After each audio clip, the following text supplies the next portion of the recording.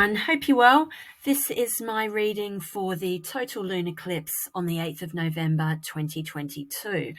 So this is the big news this week. We're building up to the full moon lunar eclipse, which is, I've got the UK times here, so if you're somewhere else, you might need to look it up. But it peaks on the 8th of November at 10:59 a.m. But the whole eclipse is quite long. So the whole process starts at 8:02 on the 8th of November and finishes at 1:56 p.m. on the same day.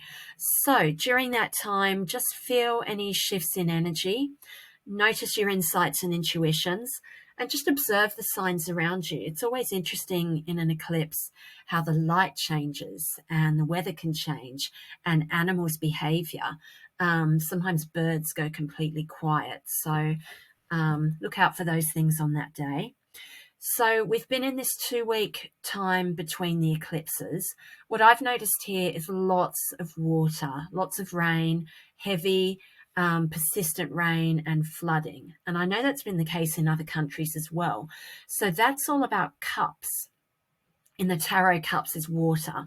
So cups is emotion and feelings. It's also about cleansing and movement, not stagnating.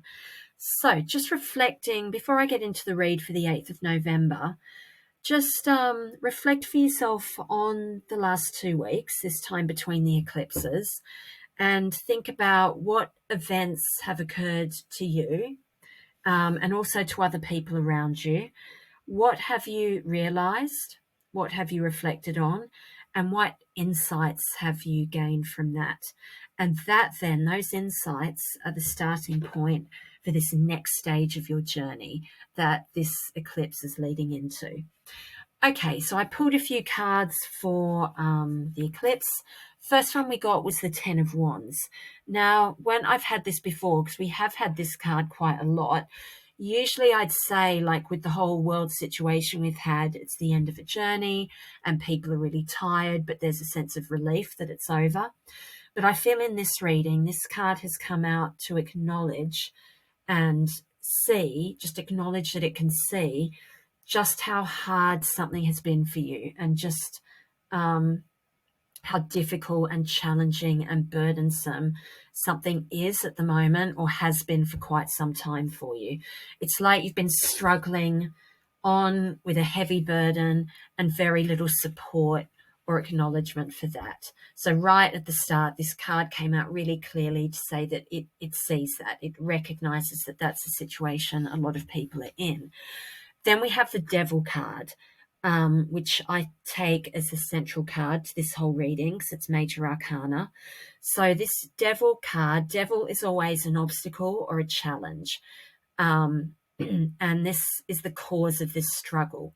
So be aware of who or what this Devil card represents for you. And if it's a person, be very realistic at the moment. Don't pretend that someone cares about you or has your best interests at heart if their actions don't match their words, or if they're just watching you struggle in this 10 of Wands situation and thinking that that's okay. So just be aware of what that is for you. I've put a Smoky Quartz here. That's very much the crystal of the moment. So Smoky Quartz is a grounding crystal. It represents the power of the earth, and it was very sacred to Druids. So what Smoky Quartz does for those people moving on from these difficult situations during this eclipse, it helps you move on from difficult experiences and move on without bitterness or regret. So yeah, the message here is to leave that 10 of Wands and Devil energy as we transition through this eclipse on the 8th and allow yourself to move on to something better. And I think that's the message from the rain as well. So Smoky Quartz is also saying, you are as deserving of good things as anyone else. So don't let that devil negativity that may be around you into your energy field, because you can get negative energy. Well, any energy comes in through our aura and the layers of our aura first before it gets to us and affects our physical and mental well-being. So Smoky Quartz can help us clear that from our aura, just clearing away any negative attachments or energies in our aura, or kind of entities or influences from those layers, the mental, the emotional, the spiritual, and the physical layers. So get yourself some Smoky Quartz, wear it, brush it over your aura, or just look at the picture like this one and take in that energy and allow it to do its work. So that is the first two cards. Pretty heavy going there, but eclipses are big, and eclipses bring things to a head and ultimately shift things. So I wanted a bit more information about the devil. I looked on the bottom of the deck and we had the 7 of Pentacles. Pentacles is earth, and this guy, to all appearances, he's getting on with things, he's working hard, he's skilled, he's a master craftsman, he's experienced. So this may be how you look from the outside. You're just getting on and keeping going despite, the challenges and the obstacles. It also tells me this whole situation I'm talking about for many people is very tied up with work. Okay, this is about work. Pentacles is your work. It's also just practical things, daily life, routines, money, material, practical things. But I've got a strong sense it's work. So don't let that devil energy creep in and make you doubt yourself. Just like he is here actually in the layout, just turn your back on it, put up your psychic protection, tune it out, don't engage with it. And then the final message from the cards was the Queen of Swords. And again, she's got her back to that devil energy, and that feels symbolic.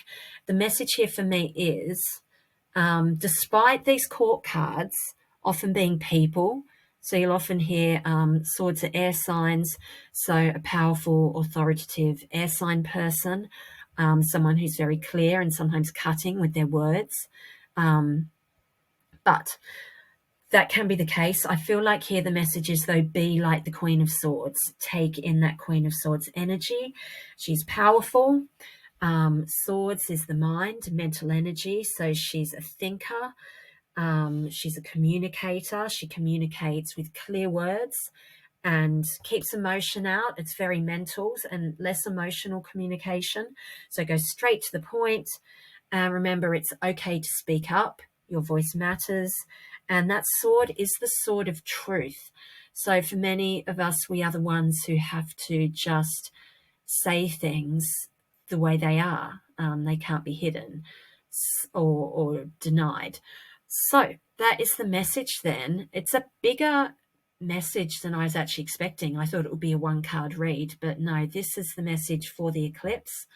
Let's see what it brings up. And just remember that these big shifts and these big changes move things. And some of us who are more resistant to change,